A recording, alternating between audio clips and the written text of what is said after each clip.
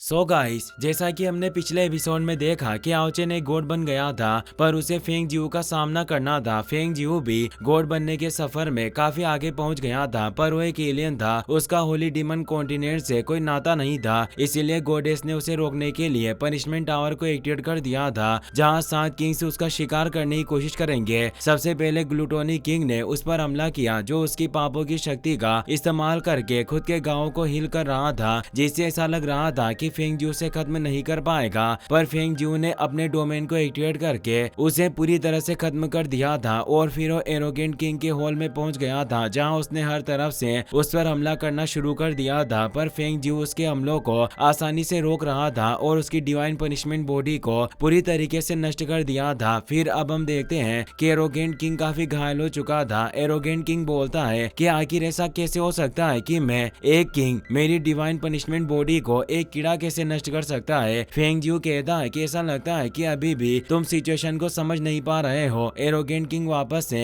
हमला करने के लिए तैयार हो जाता है और तेजी से फेंग जिऊ की तरफ बढ़ता है। फेंग जिऊ कहता है कि वाकई में मूर्ख है, और वो उसके स्वॉर्ड अटैक को अपने प्रोटेक्शन बैरियर से ही रोक लेता है और तेज ओरा से उसे दूर फेंक देता है। अब फेंग जिऊ वर्ल्ड में से अपनी स्वॉर्ड को बाहर निकालने लगता है और कहता है कि तुम वाकई काफी भाग्यशाली हो। अब ये सम्राट सुनिश्चित करेगा कि तुम्हारी मौत इतनी ज्यादा उबाऊ नहीं होगी। और वो अपनी सन स्वॉर्ड को एक्टिवेट कर लेता है और कहता है कि अब तुम साक्षी बनोगे कि इस एम्परर की सुप्रीम पावर आखिर में क्या है। और वो स्वॉर्ड स्लेश से वार करता है। ये स्लेश इतना ज्यादा भयानक था कि इसने पूरी जमीन को चीरते हुए आगे बढ़ना शुरू कर दिया था, जिससे पूरे हॉल के साथ साथ एरोगेंट किंग भी बुरी तरह से घायल हो जाता है। वो कहता है कि तुम्हारे अंदर काफी गहरे और भारी पाप मौजूद है, और जितना ज्यादा पाप गहरा होगा गॉड पनिशमेंट के अंदर, तुम्हें उतना ही ज्यादा दंड मिलने की संभावना है। और अब बचे हुए 5 पनिशमेंट किंग, क्या तुम्हें विश्वास है कि तुम उन्हें काबू कर सकते हो? फेंग जिऊ मुस्कुरा देता है और आगे बढ़ते हुए कहता है कि मैंने जिन चीजों पर काबू पाया है वो कोई पनिशमेंट नहीं है। और वो अपने ओरा से उस पर दबाव डालते हुए कहता है कि पनिशमेंट टावर तो सिर्फ इस सम्राट के लिए आगे बढ़ने की एक सीढ़ी की तरह है। तुम्हें क्या लगता है कि क्या कोई मुझे रोक सकता है? और वो अपनी फिंगर से एक ब्लैक होल क्रिएट करके उस सेकंड होल को भी नष्ट करने लगता है। ये एनर्जी इतनी ज्यादा भयानक थी कि एरोगेंट किंग भी डर जाता है और अपने साथियों को पुकार लगाकर कहता है कि हमें इस राक्षस को किसी भी कीमत पर रोकना होगा। और तभी फेंग जिऊ की एनर्जी उसे पूरी तरीके से नष्ट कर देती है। अब फेंग जिऊ तीसरे हॉल में पहुंचता है, जहां डार्क लिक्विड मौजूद था। उससे तीसरा किंग बाहर आ जाता है। वो कहता है कि तुम लालच और अहंकार से भरे हुए हो, और मानव का दिल एक घोर अंधकार में सागर की तरह होता है, और हर किसी की एक दूसरे के प्रति ईर्ष्या ही सबसे गहरा हिस्सा होता है। और वो उसे अपने डार्क लिक्विड पुल के अंदर खींचने लगता है। काफी सारी आत्माएं बाहर आ जाती है जो फेंग जिऊ को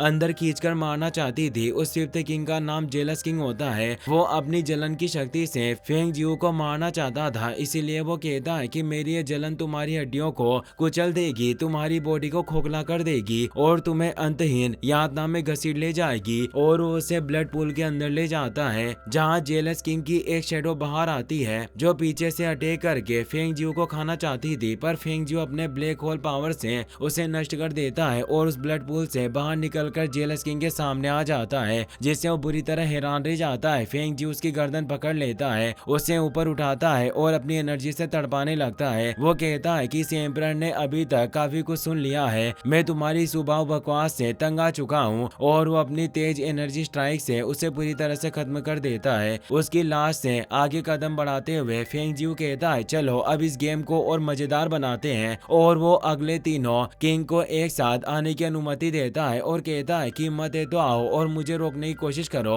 और वो अपनी पावर से दबाव और तेज बढ़ा देता है, जिससे पनिशमेंट हॉल में क्रेग उत्पन्न होने लगते हैं। अब वहाँ एक पोर्टल खुलता है, जिससे 3 किंग एक साथ वहाँ आ जाते हैं। वो कहते हैं कि तुम्हारी हिम्मत कैसे हुई हम तीनों किंग को उकसाने की? क्या तुमने तय कर लिया है कि तुम हमारे हाथों कैसे मरना चाहते हो? उन तीनों के नाम होते हैं ग्रीडी किंग, एंग्री किंग और लेजी किंग। फेंग जिऊ कहता है कि क्या तुम अपने आप को इतना ज्यादा पावरफुल समझते हो? और वो तीनों एक साथ हमला करने के लिए आगे बढ़ते हैं। फेंग जिऊ धीरे से अपने हाथ को आगे बढ़ाता है और अपने पीछे एक पोर्टल खोल देता है, जिससे तेज प्रेशर आने लगता है। उससे तीनों किंग दूर हो जाते हैं, क्योंकि वो पोर्टल सभी खिंचावों को तोड़ रहा था। उसका पाप इतना बड़ा था कि वो किसी भी चीज को आसानी से निगल सकता था। लेजी किंग कहता है कि इतने साल गुजर गए पर हमने कभी भी इतने गहरे पाप का सामना नहीं किया दिया। ग्रीडी किंग कहता है कि इस दुनिया में ऐसी कोई भी चीज नहीं है जो तुम्हारे पापों को धो सके। एंग्री किंग कहता है कि अब मैं तुम्हें तुम्हारे पापों का प्रायश्चित करवाऊंगा और वो लेजी और ग्रीडी किंग को अपनी बॉडी के साथ मर्ज कर लेता है ताकि अपनी पावर को बढ़ा सके। पर फेंग जियो बेखौफ खड़ा हुआ था।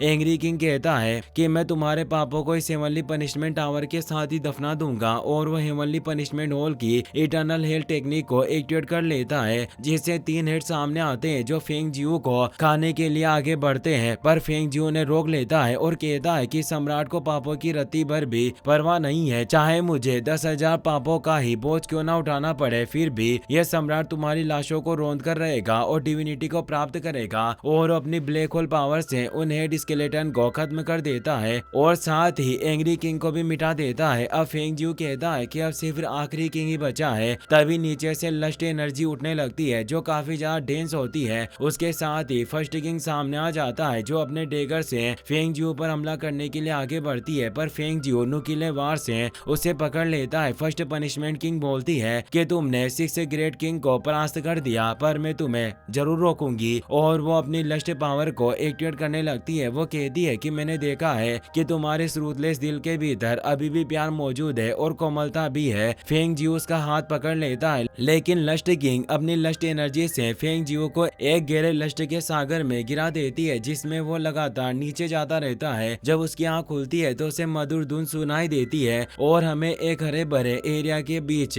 बने हुए घर का सीन दिखाया जाता है जहाँ बाई लिंग जुआन नाम की एक लड़की रहती थी। वो फेंग जियो से प्यार करती थी और फेंग जियो भी उसे चाहता था। हाओ चेन की माँ बायू फेंग जियो और बाई लिंग जुआन की बेटी थी। लस्ट किंग फेंग जियो के इस प्यार का फायदा उठाकर उसे इल्यूजन दिखा रही थी। बाई लिंग जुआन जब घर से बाहर आती है तो फेंग जियो को देखकर खुश होती है, पर फेंग जियो अच्छे से जानता था कि उसकी असली लिंग जुआन नहीं है बल्कि लस्ट किंग का इल्यूजन है, इसीलिए वो वहां से जाने लगता है। पर लिंग जुआन तेजी से दौड़ते हुए आगे आती है और कहती है कि फेंग जियो तुम कहाँ जा रहे हो, क्या तुम वो नहीं हो जिससे मैंने प्यार किया था। फेंग जियो रुक जाता है, उसे लिंग जुआन की याद आने लगती है। लिंग जुआन उसे कसकर पकड़ लेती है और रोने लगती है। फेंग जियो को गुस्सा भी आ रहा था और उसे लिंग जुआन की बहुत याद भी आ रही थी। वो उसे गले लगा लेता है। लिंग जुआन कहती है मुझे तुम्हारा बहुत समय से इंतजार था, मैंने ठंड और सर्दी दोनों मौसम तुम्हारा इंतजार करते हुए गुजार दिए और अपनी बेटी के जन्म तक भी तुम्हारा इंतजार किया। मैंने उसका नाम बायू रखा है। इसी के साथ ये एपिसोड यहीं खत्म हो जाता है। अगर आपको ये वीडियो पसंद आया हो तो अपने दोस्तों के साथ शेयर करें, साथ ही वीडियो को लाइक करें और चैनल को सब्सक्राइब जरूर करें। Thanks for watching.